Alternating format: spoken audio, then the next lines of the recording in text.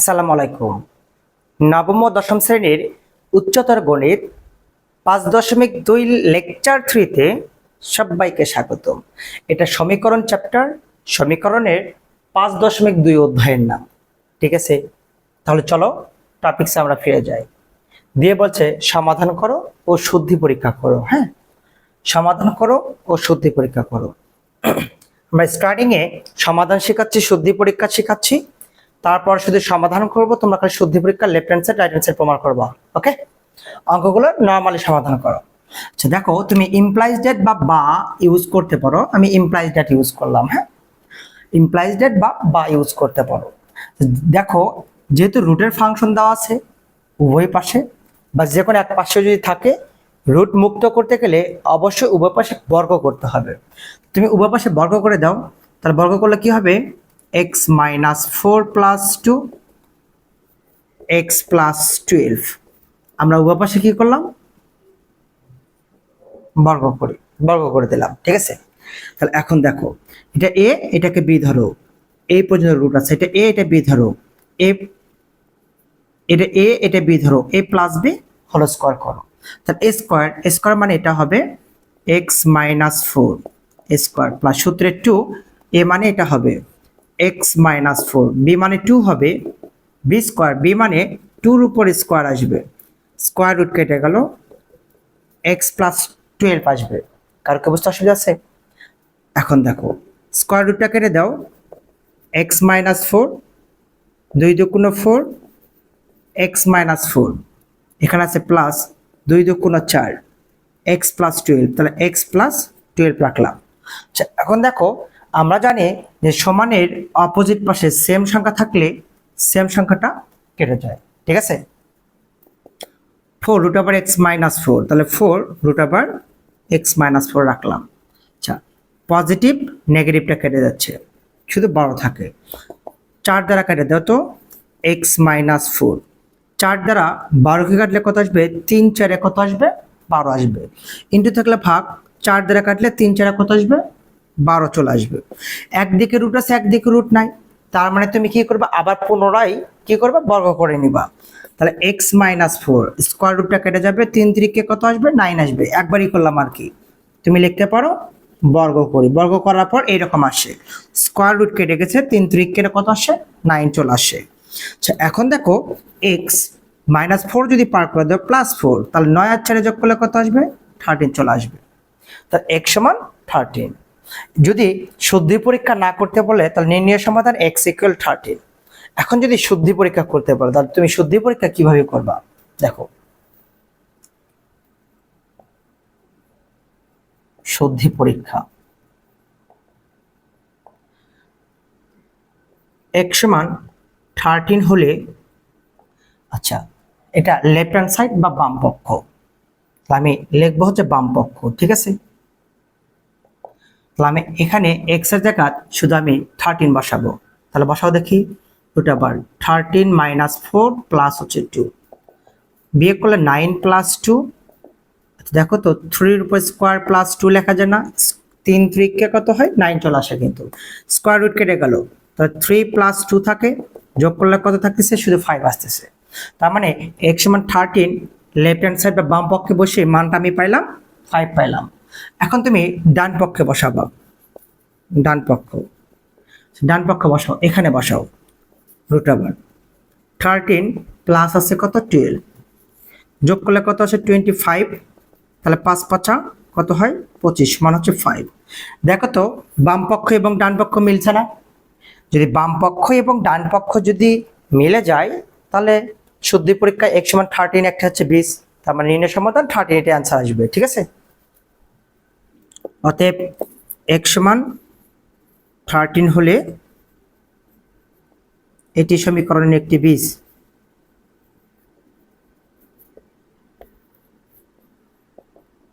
অতএব নির্ণয় সমাধান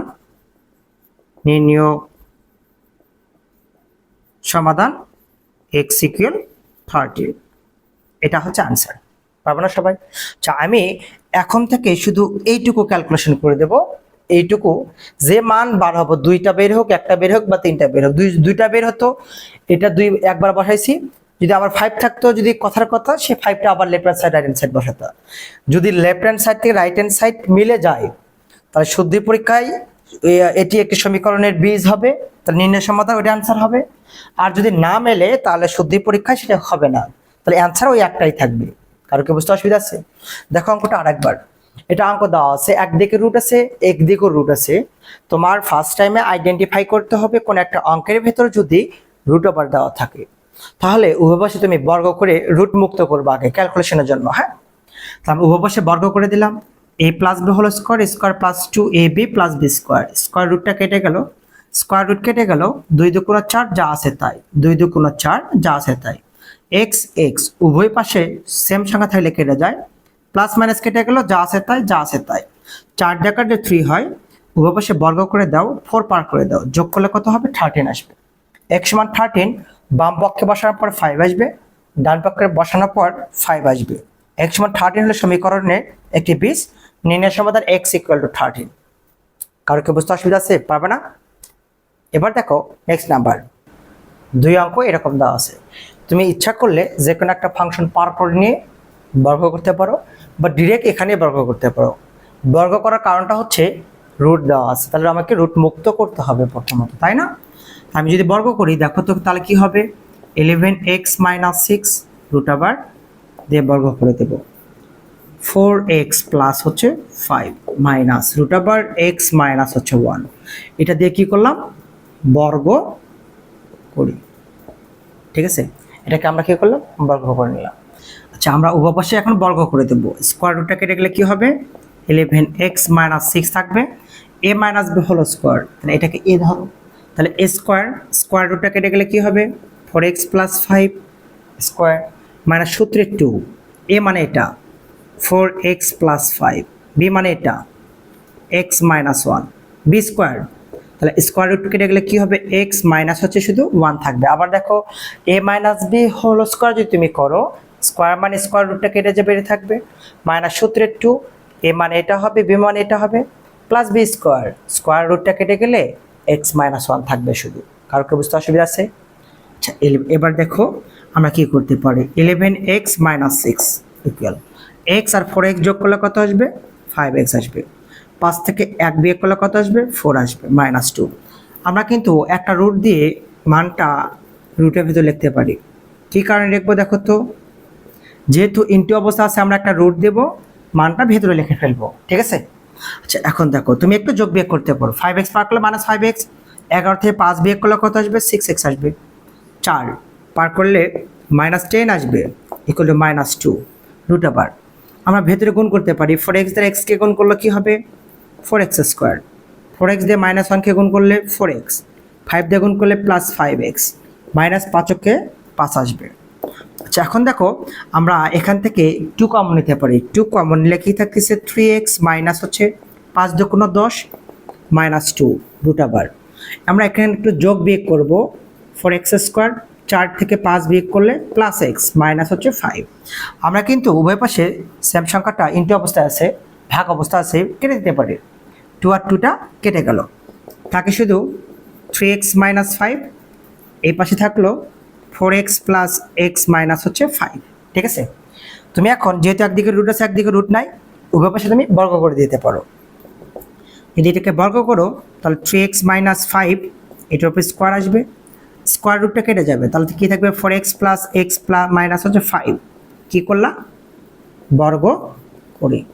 তাহলে আমরা এটা বর্গ করে লিখলাম, এটা স্কোয়ার আসলো, স্কোয়ার রুটটা কেটে গেলে এটা থাকবে। ঠিক আছে, তুমি এখন একটা কাজ করতে পারো, এটা a minus b whole square ভাঙাও। a স্কোয়ার মানে এটার উপর স্কোয়ার, 3 3 কে 9x স্কোয়ার মাইনাস সূত্রে 2 a b, 3 দুগুণ 6, 5 6 কত হয়? 30x প্লাস b স্কোয়ার, 5 5 কত হবে? 25, একদিকে পার করো, মাইনাস হচ্ছে এক্স স্কোয়ার ছিল না একটা করে, মাইনাস হচ্ছে 4x square minus x plus 5 equal to হচ্ছে 0। এই পার্টটা সমান অপোজিটে পার করে দিলাম খালি। এখন দেখো তুমি একটু যোগ বিয়োগ করো। হ্যাঁ, 9 থেকে 4 বিয়োগ করলে কত আসবে? 5x স্কোয়ার আসবে। এখন দেখো 30 1 যোগ করলে কত হবে? -31x, 25 25 আর 5 কত হয়? 30 ইকুয়াল টু হচ্ছে 0। এখন তোমাকে মিডল টার্ম করতে হবে। দেখো তো বর্গের সামনে একটা সংখ্যা আছে, ধ্রুবক পদ দেওয়া আছে 30, আমাকে এটাকে গুণ করতে হবে। 5 30 কত হয় 150, 150 এখন মিডল টার্ম করো। তাহলে দেখো তো 5x স্কোয়ার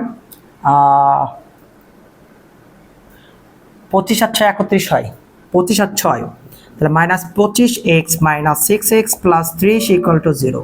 25 আর 6 যোগ করলে 31, 25 6 25 হচ্ছে 150 আসে, তার মানে 150 আসে। ফার্স্টে বর্গের সংখ্যা ধ্রুবক সংখ্যা গুণ করতে হবে যদি সংখ্যা থাকে, আর যদি সংখ্যা না থাকে তাহলে তো গুণ করার কোনো প্রয়োজন নাই। 5 30 150 হয়, 6 25 150, 25 আর 6 যোগ করলে 31 আসে। আমরা 5x কমন নেব, x - 5, 6 কমন নেব, x - 5 = 0, তাহলে x - 5, এখানে থাকে শুধু 5x - 6 = হচ্ছে 0। তাহলে এখন দেখো আমরা এটা একবার 0 লিখবো, এটা একবার 0 লিখবো, x - 5 = 0, 5x - 6 = 0, তাহলে x = 5, 5x = 6, x = 5/6। এখন যদি নির্ণয়ের সমাধান চাই এই পর্যন্তই করবা, আর যে শুদ্ধি পরীক্ষা প্রমাণ করতে বলে x = 5 বাম পক্ষে একবার বসাবা, ডান পক্ষে একবার বসাবা, যদি সেম হয় তাহলে একটা 20 নির্ণয়ের সমাধান ওটা। তারপর x = 5/6 বাম পক্ষে ডান পক্ষে বসাবা, যদি একই মান আসে তাহলে একটা 20, আর যদি না আসে তাহলে 20 নয়। ঠিক আছে, সেক্ষেত্রে যদি না হয় তাহলে একটাই অ্যান্সার আসবে। ঠিক আছে, এটা হবে অ্যান্সার আসবে। কারো কি বুঝতে অসুবিধা আছে? পারবে না সবাই? আজকে ক্লাসটি এ পর্যন্ত থাকবে, নেক্সট ক্লাস দেখার জন্য আমন্ত্রণ রইল। ধন্যবাদ সবাইকে, আসসালামু আলাইকুম।